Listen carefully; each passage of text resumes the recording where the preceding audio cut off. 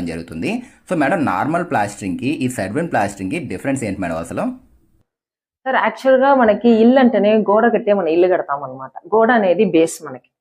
గోడ కట్టాక అందరూ చేసేది ప్లాస్టరింగ్. ప్లాస్టరింగ్ కి అవసరం అనేది ఏంది? ఇసుక కావాలి, సిమెంట్ కావాలి, తర్వాత నీళ్లు మిక్స్ చేసుకోవాలి. అది అయినాక తర్వాత ఏం చేద్దాము? పట్టి పెట్టుకుంటాము. పట్టి కూడా సింగిల్ పట్టి పెట్టామన్నమాట. 3 పట్టీలు పెట్టుకుంటాము. రబ్బింగ్ పాలిష్ కి వెళ్తాం, వైట్ ప్రైమర్ వేస్తాం, తర్వాత వాల్ ప్రైమర్ వేసాక పెయింట్కి వస్తాం అనమాట. అయితే ఇప్పుడు మనం దాని అందరికి ఇప్పుడు అది అయితే పెద్ద ప్రాసెస్. దాదాపు ఇట్ విల్ టేక్స్ 3 months కూడా అయిపోతుంది అనమాట మనకి. ఇప్పుడు మన ప్రోడక్ట్ వల్ల ఏమవుతుందంటే కస్టమర్స్ కి టైం సేవ్ అవుతుంది, కాస్ట్ సేవ్ అవుతుంది, రెంట్ సేవ్ అవుతుంది అనమాట. సో ఇప్పుడు మన షర్విన్ జిప్సమ్ ప్లాస్టర్ అంటే జిప్సమ్ ప్లాస్టర్ లో అందుకనే ఒక స్పెషల్ ప్రోడక్ట్ ని యాడ్ చేసి ఉంటాం. ఏంటంటే HTMR పాలిమైజ్డ్ అని చెప్తాం. పాలిమర్స్ ని యాడ్ చేయడం వల్ల మన ప్రోడక్ట్ లో ఏం యూస్ అంటే పాలిమర్స్ అనేది ఒక బిల్డింగ్ బాండ్ ఉంటుంది, ఒక స్ట్రాంగ్ బాండ్ ఉంటుంది అనమాట. ఈజీగా మిక్స్ అయిపోతుంది. ఇంకా ఫైబర్ వచ్చి మనకి దృఢం కూడా ఇస్తుంది అనమాట. బేసిక్ స్ట్రాంగ్, ఎక్కువ స్ట్రాంగ్ వస్తుంది. అందువల్ల మన ప్రోడక్ట్ నీళ్ళల్లో 40 years నానితే కూడా మన గోడకి ఎటువంటి ప్రాబ్లం రాదనమాట. హానికరం ప్రోడక్ట్ లో మనం ఆ సర్టిఫికేట్ ఇస్తున్నాం అనమాట. 40 years వరకు సర్టిఫికేట్ ఇస్తున్నాం.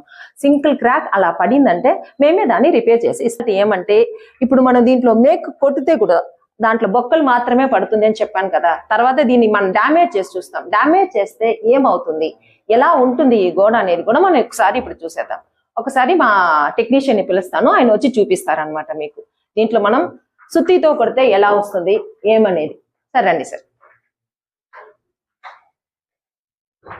చూడండి సుత్తితో ఎంత బలంగా కొడుతున్నారు అంటే మేకు ఇంతవరకు ప్లాస్టింగ్ చేసిన గోడలో మనం డైరెక్ట్ గా కొట్టిందే లేదు. ఆ కాలం నుంచి ఈ కాలం వరకు జంపర్ ఒకటి యూజ్ చేస్తారు, లేదంటే ఇప్పుడు డ్రిల్లింగ్ మిషన్స్ అందరూ యూజ్ చేస్తున్నారు. ఇప్పుడు నేను మేకు కొట్టి డైరెక్ట్ గా చూపించిపోతున్నాను. ఇది అయితే అందరికీ యూస్ అవుతుంది అనమాట. నా దగ్గర ఉంటే మేకు కూడా ఇప్పుడు తుప్పు పట్టిన మేక్ అంటే మంచి మేక్ కూడా కాదు. ఇదే ఇలా పడిందంటే ఇంకా మంచి మేక్ కొట్టేటప్పుడు ఎలా ఉంటుందో మీకు ఒకసారి చూపిస్తాను.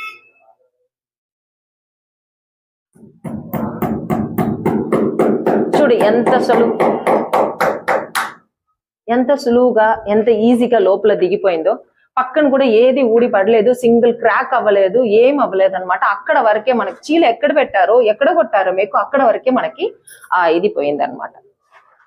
వీడియో స్టార్టింగ్ నుంచి చూస్తున్నాం షర్విన్ ప్లాస్ట్ అని. షర్విన్ ప్లాస్ట్ అంటే ఏంటి, ప్రోడక్ట్ ఎక్కడి నుంచి వస్తుంది, ఎలా తయారవుతుంది, దాంట్లో ఏమేమి ఉంది అది ఇప్పుడు మనం చూసేద్దాం.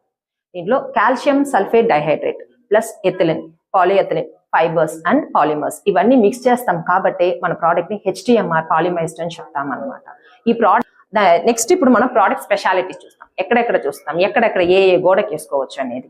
మామూలుగా ఇటికరాల గోడకి వేసుకోవచ్చు అండి, హాలో బ్లాక్స్ కి వేసుకోవచ్చు, ఏఏసీకి వేసుకోవచ్చు, ఇంటర్లాకింగ్ బ్రిక్స్ కి వేసుకోవచ్చు. జస్ట్ మనం అవన్నీ పెట్టి గోడలాగా కట్టేసి దాని తర్వాత మన ప్రోడక్ట్ ని మనం వచ్చి అప్లై చేస్తాం అనమాట. స్టార్టింగ్ అప్లై చేసేటప్పుడు గోడ లెవెలింగ్ చూసుకుంటారు.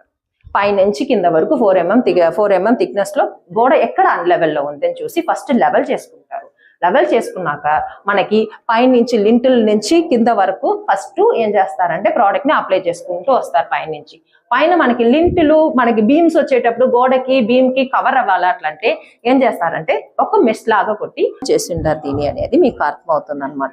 14 mm థిక్నెస్ వరకు మనం చేసుకోవచ్చు అనమాట ఈ గోడని.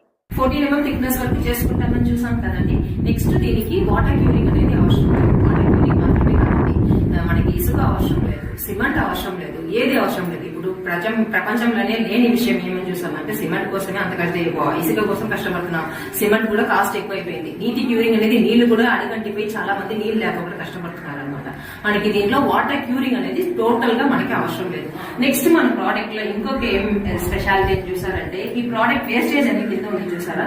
ఈ ప్రోడక్ట్ వేస్టేజ్ అని ఏం చేస్తామంటే జిప్సమ్ ప్రోడక్ట్స్ లో మాక్సిమం వేస్టేజెస్ ని ఎత్తి కింద వేసేస్తారనమాట. అయితే మన ప్రోడక్ట్ ఈ వేస్టేజెస్ ని కూడా మెన్యూర్ గా మార్చుకోవచ్చు. ఎందుకంటే మన ప్రోడక్ట్ వచ్చి బయోడిగ్రేడబుల్ ప్రోడక్ట్స్ అనమాట. ఈజీగా మనకి వాల్ కూడా బ్రీచ్ చేసే ప్రోడక్ట్ అనమాట మనకి. సో అందువల్ల మనకి ఇల్లు చుట్టూ స్టరైల్ ఇల్లు లాగానే ఉంటుంది, మనం యూజ్ చేసుకోవచ్చు. ఎక్కడ మనకి వేస్టేజ్ అనేది రూపాయి కూడా లేదు. ఇప్పుడు నీళ్లు, ఇసుక, తర్వాత సిమెంట్ ఇవన్నీ పెట్టే ప్లాస్టింగ్ గోడకి ఖర్చు అనుకున్నారంటే 95 rupees అవుతుంది అనమాట. దాని తర్వాత మనకి దాంతో ఆపుతామా లేదు, వాల్ ప్రైమర్ ఒకటి వేస్తాం. వాల్ ప్రైమర్ వేసుకున్నాక పెయింట్ అని వెళ్తాం అనమాట. మన ప్రోడక్ట్ లో పెయింట్ అనేది అవసరం లేదు.